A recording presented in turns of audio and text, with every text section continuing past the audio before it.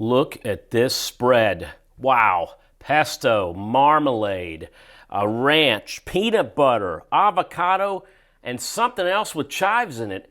Where do I go?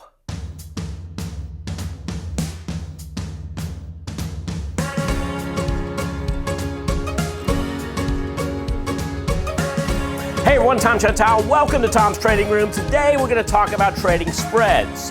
What are spreads? I want to show you an example of how they work and my 9-to-1 reward to risk ratio. Yeah, that's 900% reward to risk ratio trade that I did earlier this week on the S&P 500. So, what exactly are spreads? Well, what are spreads and how we trade them? Option spreads is what I'm talking about. Option spreads involve trading more than one option simultaneously. And what we're trying to do is we're trying to lower the overall cost, lower the overall risk, and lower the fluctuation in the trade. All right? Because if you're paying too much for something, you're already on edge because you think, what if I lose? All right? So we want to eliminate that. Also, same goes for risk. If you see that risk, and more importantly, that day-to-day fluctuation, gets you all nervous, makes you do something you don't want to do, and more than likely, the last thing we want to do is get pulled out of a trade only to see it go in our direction. That's what this is designed to do. Let me show you an example of what I'm talking about.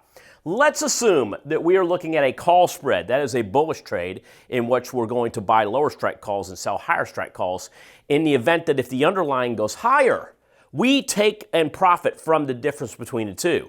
So if I'm buying an XYZ 100 call, let's say I paid $10 for that, and I sell the XYZ 120 call and I take in $5 for that option trade, then what I've done is I've taken what was a $10 trade, and by allowing the sell side to finance part of the buy side, I've now reduced my risk by half. My cost, my risk, and the fluctuation as well. So we refer to this as the XYZ 100-120 call spread, right? Debit of $5. Now, let's talk about what this looks like in terms of a risk graph. This is a risk graph, and a risk graph, if you were looking at the actual stock itself, would be basically a straight line. Straight up, straight down. Unlimited reward and a lot of risk going down to zero.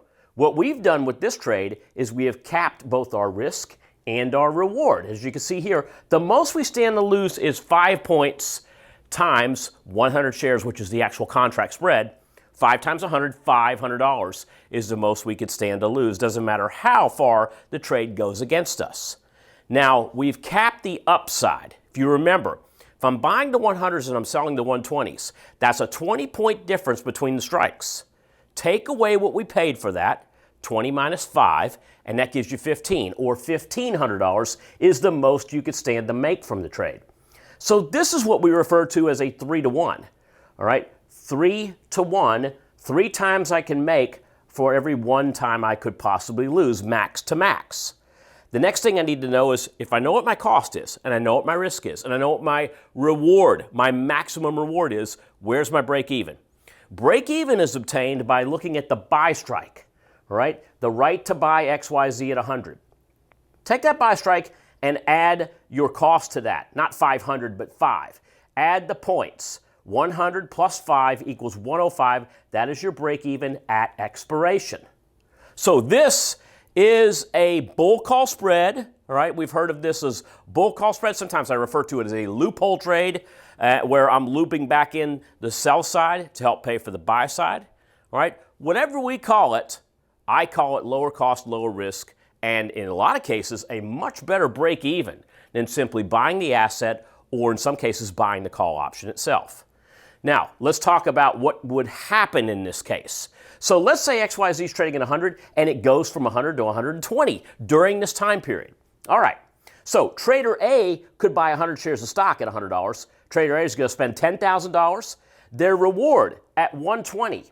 If we go from 100 to 120, they have an open position profit of $2,000. That is a 20% return on this particular trade. Now, Trader B buys a call option for $10. Trader B's risk and cost is $1,000, not $10. And if the stock goes from 100 to 120, Trader B could have a 100% return. Now, why did Trader B not make $2,000 on the way up? Well, because Trader B, by buying the right to buy XYZ at 100, Trader B paid $10 for that right. The most that trade could go up to at expiration would be 20 points above 100. If you paid 10, then it goes to 20, you double your money, but you only make 1,000.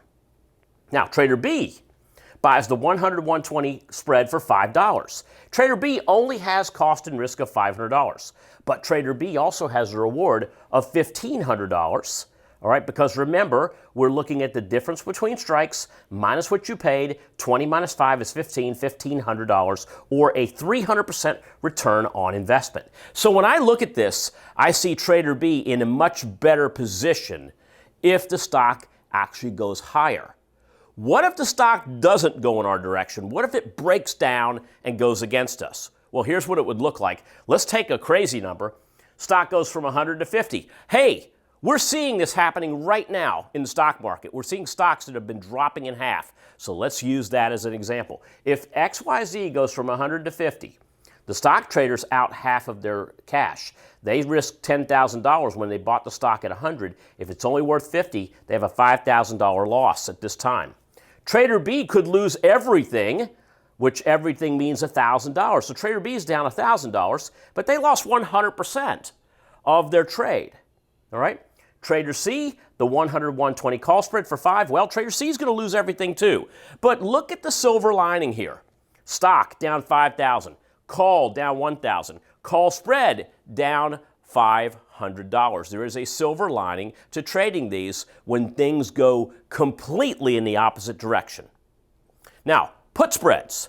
So put spreads are very similar to call spreads, but I use put debit spreads when I look for things that go down in value and I want to capitalize on. So they're used in bearish opportunities when options are expensive. What I do is I buy the higher strike put and sell the lower strike puts. Same expiration on the same stock or ETF. Lower cost, lower risk, better break even, just like a call spread. But again, I'm looking for that asset to drop in value, and then we make money to the upside as the stock goes down.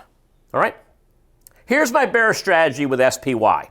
So, SPY, my bearish projections, and if you've been watching my videos, you're no stranger to what I've been talking about and what I see happening in the markets and my projection that these markets have to come back down. All right? So we've seen COVID-19 before, S&P at 340. This is SPY. 340 all-time highs. Within a month, we dropped down to 222. We dropped 30% right like that in a month. We've had a heck of a recovery, but we've come up into this area that I call the Fibonacci 61.8% retracement. Now at this point, I've got a 61, I've got a 50, and I've got a 32. These are all great places to enter bearish spreads. I call this the aggressive area because what you're doing is, as the market's moving higher, you're jumping in as it's popping up.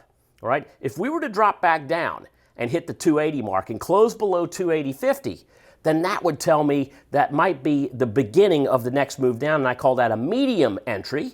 If we go below 266, we're already well on the move down, and that could be considered a conservative entry. All three of these entries, we could do a number of things. We could short SPY. We could buy puts on SPY. I chose myself to do a put spread. Buy the higher strike put, sell the lower strike put. Here's what I'm looking at doing. I actually did this earlier in the week. I chose the July 17th options. I bought the 250 puts for SPY. I sold the 240 puts for SPY. I put that in for $1. For $1. I actually got filled a little bit better than $1. So I'm into this trade. This is a 10-point spread. $1. That means that my maximum reward would be 1 minus 10, $9. There's the 9-to-1 max reward to max risk ratio. Okay? So this is my trade. This is put it in. If you do 10 of these, obviously 10 times 100 is 1,000, and that's what I was looking at, plus a very small commission. Now, what is my exit plan? Again, if you know anything about me, then you know this. I like to get out of half of my trade if it doubles in value, and that allows me to hold the rest with more of a non-emotional view, because now I'm using somebody else's money. This is how I set this up. So I'm going to buy to close and sell to close half of what I put on. So that means I'm going to sell 5 of the 250 puts and I'm going to buy 5 of the 240 puts, but I want to do that for $2. And as of now, as of this video, we're at 181 by 194. So we're creeping up there, all right? We're getting there. We hit 2 and I get filled on 2. I've just pulled my money off the table and now I've got money that is profitable money being used, and now I've taken risk away from the actual trade. So hey guys, thanks for joining me on this video. Hope you enjoyed it. If you like it, then give me some love down there and hit that like button. And if you want to see these videos at a timely basis, then hit that bell and you will get my videos as soon as they're uploaded. Thanks a lot. Have a great day, and we'll talk soon. Bye now.